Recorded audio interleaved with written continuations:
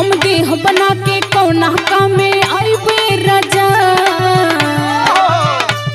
हम देह बना के कौना कामे आइबे राजा, तू ही खैहा भोले हो वही कमाइबे राजा।